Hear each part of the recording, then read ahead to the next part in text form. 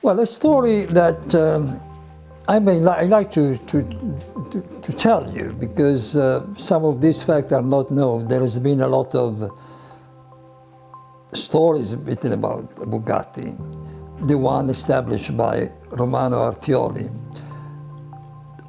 Actually, the story goes back a bit earlier. That supercar, conceived technically by Paolo Stanzani, was not supposed to be a Bugatti in the first place, but it was to be a Ferruccio.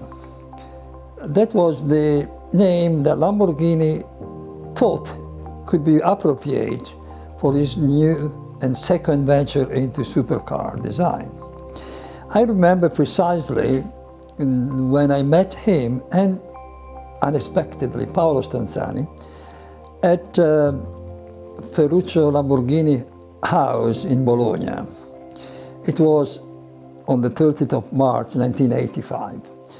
I don't remember, to be honest, why I was meeting Mr. Lamborghini at that time. There must have been some story that I had to write, but I forgot about that. And I remember this unusual meeting because I was surprised to meet Stanzani there. What was he doing there? We had a very nice conversation about supercars, the market, the people, and celebrated the day with a bottle of Lamborghini Brut Secco, Italian spumante, not French champagne, that Lamborghini was producing. And by the end of the day, Stanzani told me, keep the cork. One day I will tell you what it is about and you may like to keep it. Well, it was about their conversation that day about launching their new company. Ferruccio was ready to go ahead with it. In the following weeks and months, the evolution took a different direction because Paolo Stanzani discussed this project with one of his colleagues, another engineer called by the name of Baraldini. Mr. Baraldini was working for Romano Artioli in Bolzano.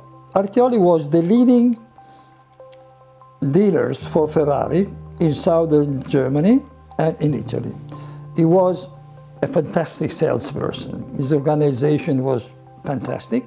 He is very brilliant, a lot of imagination, a lot of passion, very successful. And he also was the importer of Suzuki cars, Suzuki of the Mitsui Group. Baraldini shared the information with Artioli, and he got very enthusiastic, and they say, I want to be into the business. And started being very dynamic, started to look around for opportunity.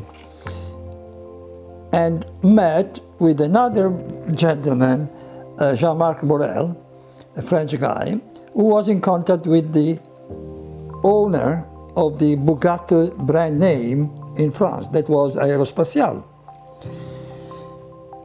So he went in circle, and eventually everybody wanted to go for the Bugatti name.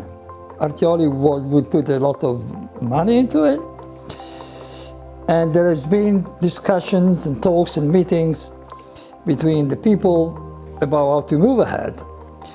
I noticed there was a difference because in those years, I think it was the 1985, 86, people, we saw and began Ferruccio Lamborghini at motor shows. So the question, what was he doing there? He was updating his knowledge and contacts, thinking of his new venture. But two corks in the same place do not go very well together. And eventually, Lamborghini didn't want to be associated with Romano Artioli and say, no, I'm out. The project went ahead with Artioli and Stanzani. Stanzani was the main force behind the project. Starting from the 12-cylinder 4 biturbo, power, fantastic. They bought the rights to the brand name, and the company started.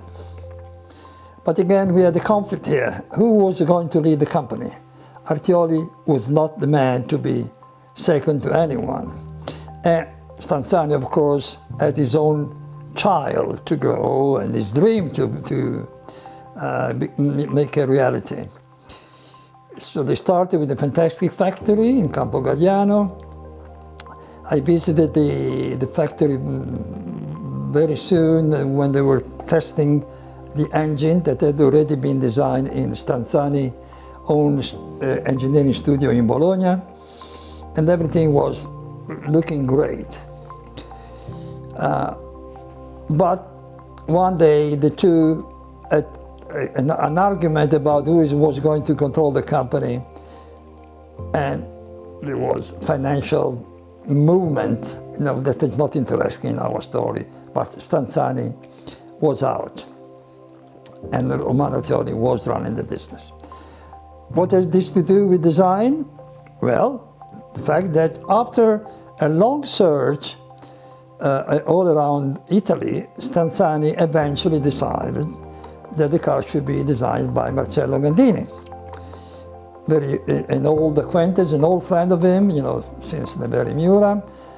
They two have a very strong relation, trust, confidence, and although Stanzani had spoken to nearly everybody, he decided they would go for Gandini.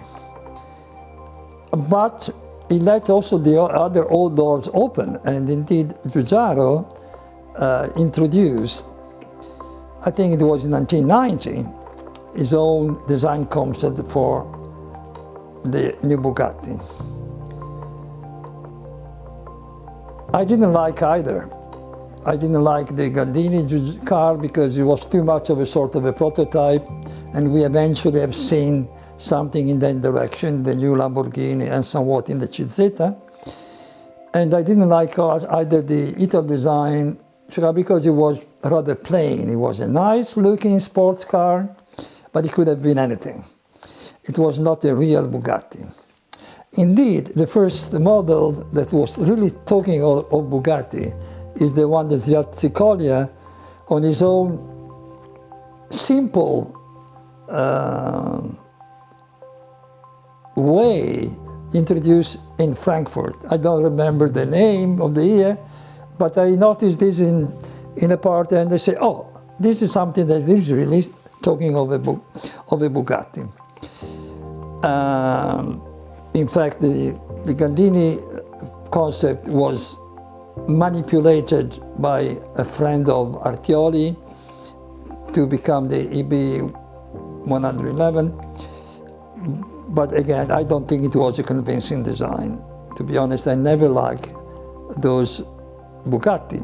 The very first Bugatti that I thought was right for the Bugatti brand was the EB 112 by Giugiaro, and the B 118. I think Bugatti should have started with a luxury sporty limousine like the EB 112, in my opinion. So this is it. The Lamborghini eventually became part of the Volkswagen group, and all the other bit of information are part of these days, temporary days. But Lamborghini was behind the initial project of the Bugatti.